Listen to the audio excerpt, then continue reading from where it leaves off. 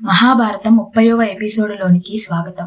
గత ఎపిసోడులో విచిత్ర వీరునికిచ్చి పెళ్లి చేయడానికై కాశీరాజు కూతురులైన అంబ, అంబిక, అంబాలికలను గెలిచి తెచ్చి సత్యవతికి చూపిస్తాడు భీష్ముడు.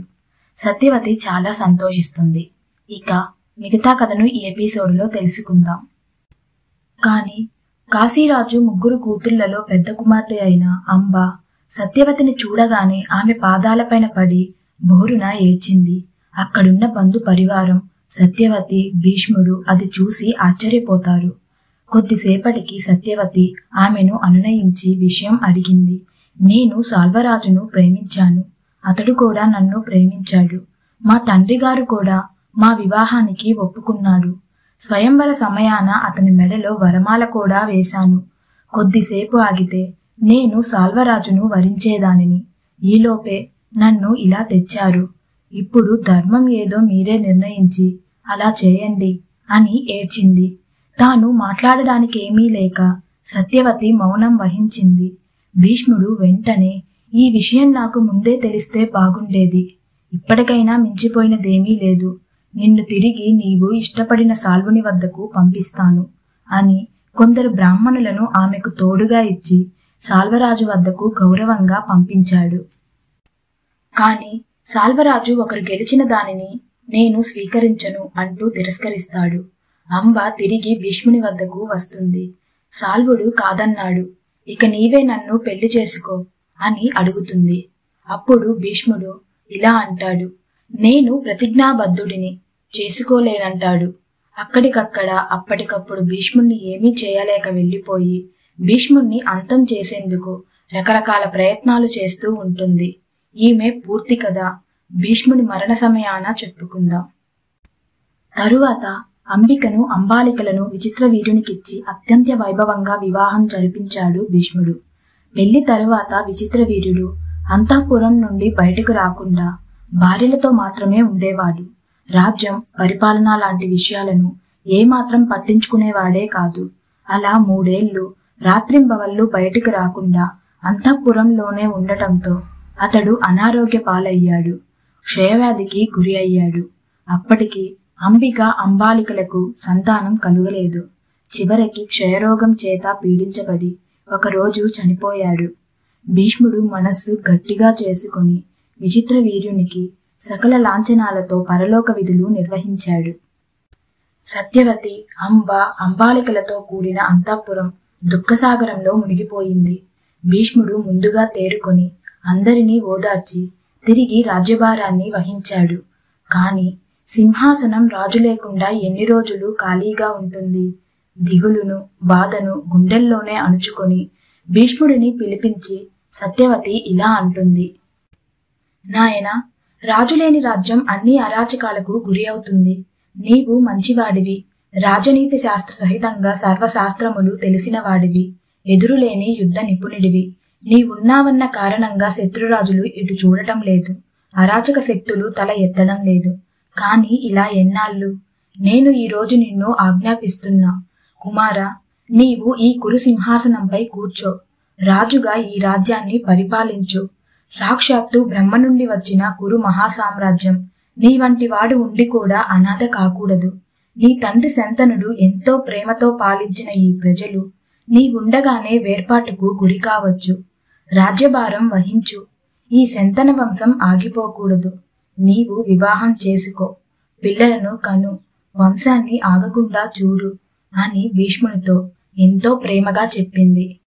భీష్ముడు నిర్వికారంగా నిలబడి ఉండిపోయి ఇలా అన్నాడు, తల్లి, నేను ప్రతిజ్ఞ చేసి ఉన్నాను. మనం ప్రమాణం చేసిన దానిని ఏదో సాకు చూపి మనమే వదిలివేయాలనుకుంటే జీవితం నిండా అలాంటి సాకులు దొరుకుతూనే ఉంటాయి. ఇది తెలిసి నన్నలా ఆజ్ఞాపించడం న్యాయమా? ప్రతిజ్ఞ వదలడానికి నేనేమైనా చిన్నపిల్లవాడినా? అమ్మా, చంద్రుడు చల్లదనాన్ని, సూర్యుడు వెలుగుని, అగ్ని వేడిని వదిలివేయవచ్చును. కాని నా తండ్రి కొరకు నేను చేసిన ప్రతిజ్ఞను మాత్రం నా ప్రాణం ఉన్నంత వరకు విడువను. భూమి, పంచభూతాలు గంధపు వాసనను వదలకుండా తమలోనే నిలుపుకొని ఎలా ఉంటాయో, మీ కన్యాశుల్కం కోసం, మా నాన్నగారి మేలు కోసం నేను చేసిన ప్రతిజ్ఞ నాలో అలా జీవిత పర్యంతం ఉండిపోతుంది. కాని అమ్మ, నీవు చెప్పినట్టు నాకు తెలియని ధర్మం ఈ లోకంలో లేదు. దీని పరిష్కారం సూచించే ధర్మం ఒకటి చెప్తాను వినండి. ఇది విని ఈ విధానాన్ని పాటించడంలో గల నియమాలను గురించి సమస్త శాస్త్రాలు తెలిసిన విప్రులను బ్రాహ్మణులను విస్తారంగా తెలుసుకొని అలా చేయండి అని సత్యవతితో పాటు అక్కడ ఉన్న అందరూ వినేట్టుగా ఇలా చెప్పాడు. పూర్వం పరశురాముడు తన తండ్రిని క్షత్రియుడు చంపేశాడన్న ఆగ్రహంతో హైహయుడు అనే రాజును చంపి అలాగే క్షత్రియ రాజులందరినీ చంపేశాడు. రాణుల గర్భాలలో ఉన్న శిశువులను సైతం చంపేశాడు.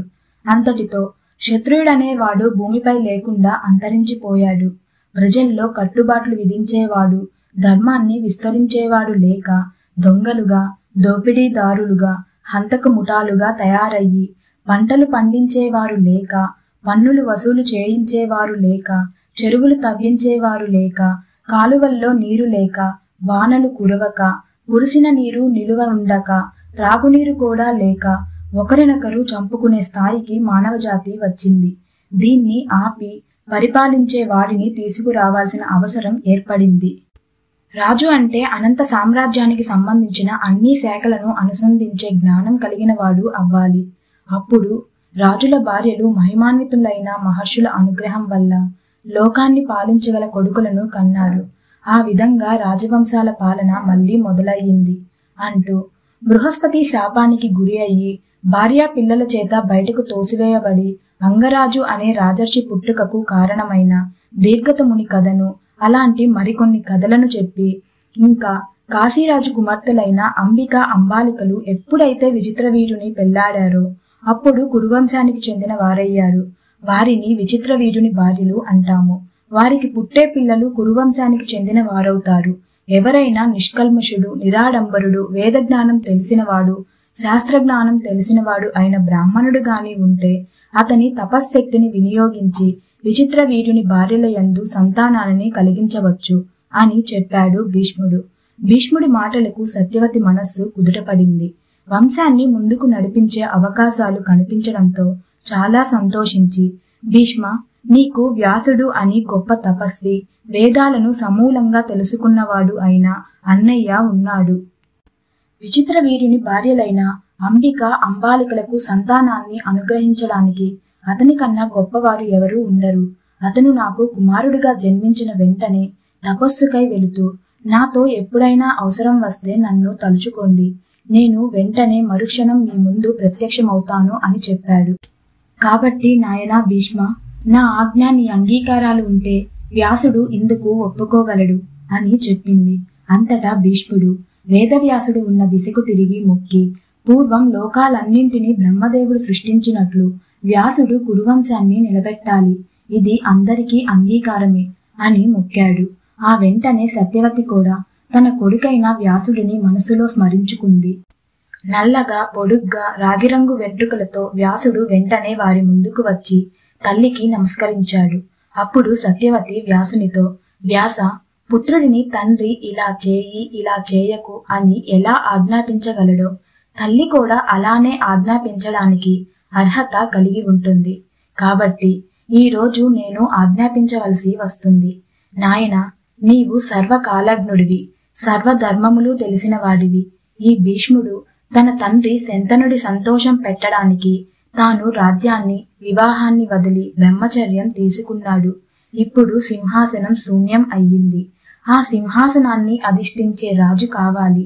శంతన వంశం అయిన కురువంశం ఇంతటితో అంతరించిపోకూడదు. నాయన, భీష్ముడు ప్రతిజ్ఞాబద్ధుడు. మిగిలిన ఆశ ఇక నీవే. నీ తమ్ముడి భార్యలకు నీ తపశ్శక్తితో సంతాన ప్రాప్తిని కలిగించాలి అని కోరింది. నీ ఆజ్ఞ ప్రకారమే చేస్తాను. ఇది వేదాలలోనూ పురాణాలలోనూ జనశ్రుతిలోనూ ఉన్నదే కదా. కాని ఈ కాశీరాజ పుత్రికలు 1 సంవత్సరం పాటు నేను చెప్పిన వ్రతాన్ని నియమం తప్పకుండా ఆచరిస్తే ఉత్తములైన కొడుకులు పుడతారు అని చెప్పాడు. అందుకు సత్యవతి, రాజులేని రాజ్యం శత్రురాజుల దాడులకు అనుకూలం, అంతఃపురంలో కలతలు లేవడానికి అనుకూలం, పరివారంలోనూ పాలక వర్గంలోనూ చీలికలు రావడానికి అనుకూలం, ప్రజలు ముఠాలు కట్టడానికి అనుకూలం, రాజసింహాసనం కొరకు వ్యతిరేక వర్గాలు ఏర్పడడానికి అనుకూలం, ప్రజలు ఎవరి మాట వినాలో తెలియదు, ఎవరికి పన్నులు కట్టాలో తెలియదు, ఎవరికి బాధలు చెప్పుకోవాలో తెలియదు, ఎలా ఉండాలో తెలియదు. దేవతలు రాజ్యం వదిలి వెళ్ళిపోతారు. వర్షాలు కురవడం మానేస్తాయి, చెరువులు ఎండిపోతాయి, కాలువలు నదులు ఇంకిపోతాయి, పంటలు ఎండిపోతాయి, ధరలు పెరిగి జనం ఆహాకారాలు చేస్తారు. దీనంతటిని ఒక్క రాజు, ఆ రాజు శాసనం ఆపగలదు. ఈ సింహాసనానికి తక్షణం రాజు కావాలి. వేచి ఉండే పరిస్థితి ఇక్కడ లేదు నాయనా. నా కోడళ్లకు పుట్టబోయే బిడ్డలు రాజ్యభారం వహించేదాకా భీష్ముడు ఈ రాజ్యాన్ని నడిపిస్తున్నాడు. వ్యాసుడు ఒప్పుకున్నట్టుగా మౌనం వహించాడు. సత్యవతి ఇద్దరిలో పెద్దదైన అంబిక వద్దకు వెళ్లి, ఈ రాజ్యానికి రాజును ఇవ్వడం అనే గొప్ప కార్యం నీ మీదే ఆధారపడి ఉంది. అన్ని శాస్త్రాలు ధర్మాల కంటే వంశాన్ని నిలబెట్టడం గొప్పది. కాబట్టి శంతను కోడలివి, విచిత్రవీర్యుని భార్యవు అయినా నీ కుమారుడు అయితేనే ఈ రాజ్యానికి న్యాయమైన రాజు అవుతాడు. వ్యాసుడు తన తపశ్శక్తిని కొడుకుగా నీ గర్భంలో ప్రవేశపెడతాడు. నీ వల్ల కురువంశం నిలబెడుతుంది అని చెప్పింది. కాని అంబిక వ్యాసుడి రూపాన్ని అసహించుకొని కళ్ళు మూసుకుంటుంది. ఇక మిగతా కథను నెక్స్ట్ ఎపిసోడ్లో తెలుసుకుందాం.